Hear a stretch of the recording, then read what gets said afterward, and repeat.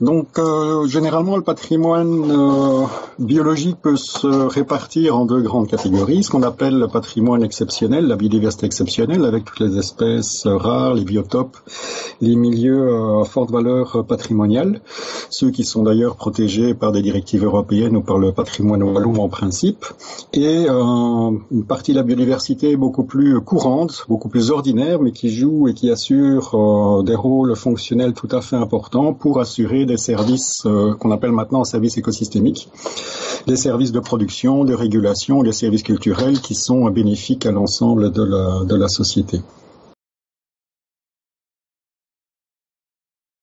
Alors, des deux côtés, on a un certain nombre de menaces. La Wallonie a toujours un certain retard en matière de protection importante du patrimoine, de son patrimoine exceptionnel. On est à moins d'1% de zones de réserve naturelle protégées. On a environ de l'ordre de 2% si on prend en compte les zones les plus sensibles du réseau Natura 2000. Or, on a pratiquement 4, 5, voire même 10% de zones qui mériteraient un statut de protection plus ou moins fort pour maintenir les processus écologiques, pour maintenir la qualité biologique, et la structure et le fonctionnement de cette partie exceptionnelle de la biodiversité. Alors pour la biodiversité fonctionnelle, la biodiversité utilitaire, celle qui sert à produire des services, on est aussi dans une situation assez parfois même catastrophique, puisque les niveaux de production de nos écosystèmes, l'intensification des niveaux de production est vraiment très importante, avec des impacts sur la capacité même des écosystèmes à produire ces services de production notamment. Donc, si je prends l'exemple de la forêt, les plantations résineuses extrêmement intensives pratiquées avec de très faibles écartements, du travail du sol, des coupes à blanc, du drainage, sont des milieux où sont une activité dans laquelle on a vraiment détruit le fonctionnement naturel et le potentiel biologique des sols. Il est vraiment très difficile après de retrouver un fonctionnement optimal, en tout cas dans les zones les plus sensibles.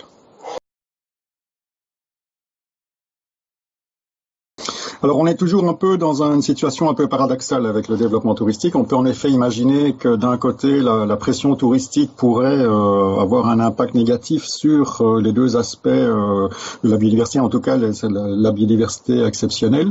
On en est encore bien loin en Wallonie puisque très peu de nos réserves sont finalement de réserves naturelles ou massifs forestiers sont réellement équipés d'infrastructures qui permettent une bonne valorisation du tourisme. On a beaucoup de sites dans lesquels ces infrastructures des infrastructures spécifiques mériteraient d'être développées, notamment des maisons d'accueil, par exemple, pour certains types de réserves naturelles, celles qui mériteraient en tout cas de l'être.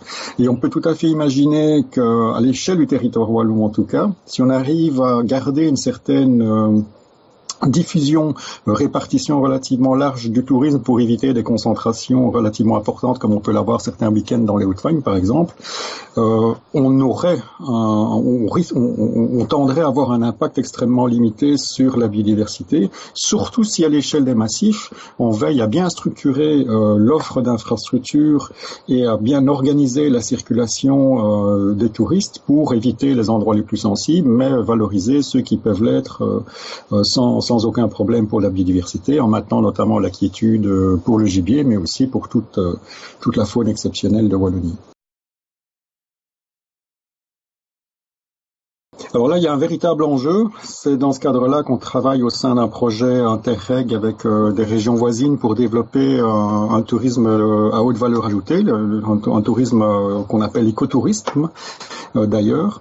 Et le but, c'est vraiment d'essayer de trouver une alternative pour les zones les plus sensibles, les conditions écologiques les plus exigeantes, trouver une alternative de revenus économiques en les valorisant grâce, au moins de manière indirecte, grâce au tourisme. Alors, les milieux à fort enjeu biologique, patrimoine biologique exceptionnel sont relativement limités dans les paysages. Donc, ils ne peuvent pas être une source. Donc, c'est des hotspots pour attirer le tourisme.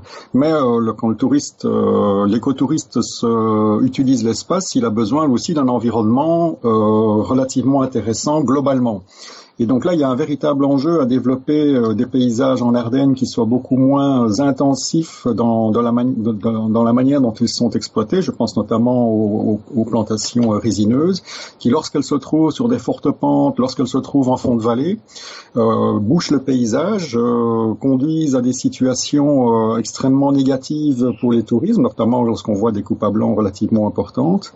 Il y a donc vraiment un enjeu à diminuer les pressions de production de bois dans ce type de milieu, où d'ailleurs le bois pousse de manière beaucoup plus difficile, pour développer un revenu économique alternatif, une mise en valeur du patrimoine wallon à travers ces espaces privilégiés vraiment intéressants, qui peuvent devenir alors une source de revenus tout à fait intéressante, au moins à l'échelle des communes ou à l'échelle du secteur touristique.